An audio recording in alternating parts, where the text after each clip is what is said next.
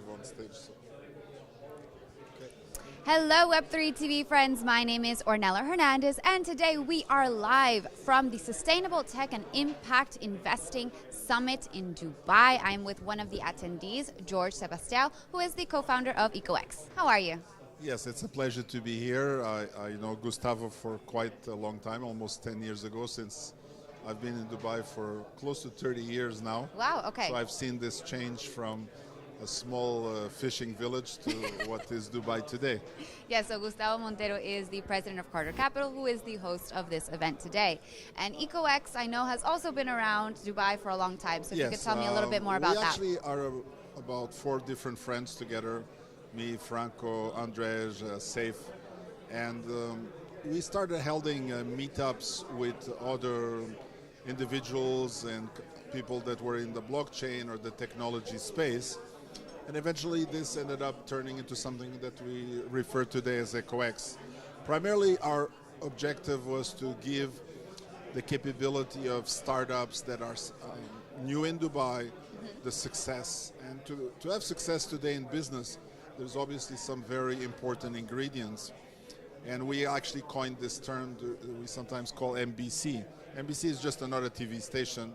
MBC. MBC. Okay, so what does that stand for? So MBC stands actually for 3 important things: money, brains, and connections. So to be successful in business, you need money. So money is like the investment, is the financial ramp that allows you to experiment the various options for your business.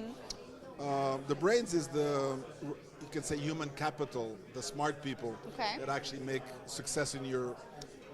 What happens when you have a startup, maybe you're good in the technology, but maybe you're not good in marketing or you're not good in other vertical areas. So the idea is you need access to resources in those areas that you are not familiar with. So we give you access to that human capital. But the last is probably the most important one, which is the connections. Because connections is really about relationships, it's about business development, it's about agility, speed to market. Because at the end of the day, if you're starting a new business, maybe you need a license. Where do I get the license? Where do I register?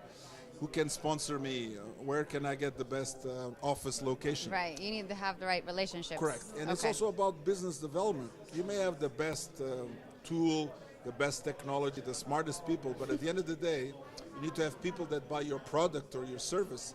So you need that marketing, business development relationship so that people adopt. And today, I think one of the most important things in business is what we call sometimes word of mouth marketing. And we have a best example of that. How many people here have heard about, for example, something called ChatGPT? Yes, I think most people have heard about made the AI very popular. Well, AI had been with us for about 40 years almost. I did my first AI system more than 30 years ago, predicting lake levels in Canada. However, ChatGPT went from 0 to 100 million users in 2 months without a single advertising. So you can imagine the power of word of mouth and how people recommending a product or a solution can get that product to be successful. It's true, it's true. At the end of last year, so almost a year, ChatGPT was the hottest AI tool on the market. Everybody was talking about it. And going back to what you said, MBC, money, brains, and connections, I love it. It's the perfect combo, trifecta for business. Now, taking it back to today's event, I wanted to ask why you are here today and what you think about this theme of sustainable tech and impact investing, what that means to you. Well, first, the reason I came is because Gustavo Montero invited us as a speaker, so I'll be part of the panel on sustainability, the new business. So I'm here to explain our perspective on sustainability in terms of startups, in terms of ecosystem. But that is not the only reason I came here. I came here obviously to do a speech and a panel, but I'm also here to make new relationships, to meet new people that I never met before. That is correct. Actually, in the business, I sometimes are referred as a super connector or a hyper connector.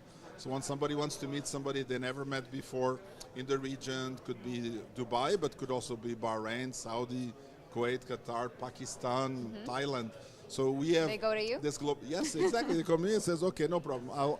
I'll fix a good relationship so then your business moves at the right speed. Okay, all right, I love it. And then just one last thing I wanted to ask. that Dubai is soon to host the COP28. That is correct. The We UN are 2 weeks Climate away. Change Summit. Almost. Yes, it's coming up very soon. So I wanted to just get your view on what it means, what the significance is that Dubai is hosting such an important climate change summit. Well, actually, there is very many significances because there is several things that are related together. If you remember, almost 2 years ago, Dubai hosted Expo 2020, Yes. which actually was 2021 because of COVID. The World Expo. World Expo. COP28 is actually being held in the same location as well. And there is multiple significances to that. The place where Expo was held is developed as a sustainable city. So they created a green city so that people can co-live and create as an example. So you can say that Dubai as a city country within the Emirates has been able to spearhead ideas how to use multiple technologies and multiple ecosystems to drive better adoption and, for example, sustainable systems. So let's take some examples of that. One is through AI, artificial intelligence. As you know, here there is a Ministry of AI. Yes. There's another important ministry that most people don't know about. It's called the Ministry of Possibilities. I actually have seen it. It's in the DIFC area. Yeah. That is correct, in Area 2071. And the idea is that you can come up with a new idea about sustainability. You present it to them, they study it, and if they like it and it's feasible, they actually tell you how to potentially implement that within the region. Yes. So that really means it allows young people and the new generation to be much more proactive in creating startups that are related to sustainability. And at the end of the day, it's the energy that actually comes from these young people that is going to drive change. At the end of the day, sustainability is only going to happen if change happens within the people. Right. I can give you an example. When I first came here almost 30 years ago, and I came from Canada, the first thing I said is, where's the blue box? The blue box is the box where we separate paper, metal, glass. There was no blue box at the time. I said, for recycling. Recycling, yes. So, but that was introduced almost 15 years later. So that really means, you know, depending where you are in the world, there's different levels of maturity. But one of the good things about the Middle East is they adopt new ideas very fast. And I think the Middle East has come from being just a follower to now being a leader in a lot of these new ideas by allowing people to experiment, to create, and then to develop these sustainable ideas as well. One of the projects that I was just talking about yesterday with a colleague of mine, I was visiting both Malaysia and Thailand. I had the opportunity to meet the king of Malaysia for the first time. Amazing guy. And one of the projects is about sustainable oil, biofuels. Okay, that's and interesting. in this, we have actually two projects. One is called UCO, which is used cooking oil. It's going to take oil from restaurants and then recycle them as biofuels. That's part number one. Part number two is that to create biofuels, you can use the algae from the sea. So you need to look at these plants very close to the sea. You combine these two things together, and now you have a very healthy system. And guess the most important thing. Yesterday I was flying Emirates. Yes. And when I tell my friends, you know, they use this cooking oil in these Emirates Airlines planes, biofuels, are you sure? Yes, they do. They actually have a percentage of their fuels are already renewable biofuels. So this allows companies like Emirates to get carbon credits. Right. So that means they have good social behavior. All right, I see. Well, I'm going to look into all these things later. And if you guys have an idea, make sure to submit it to the Ministry of Possibilities. I love that.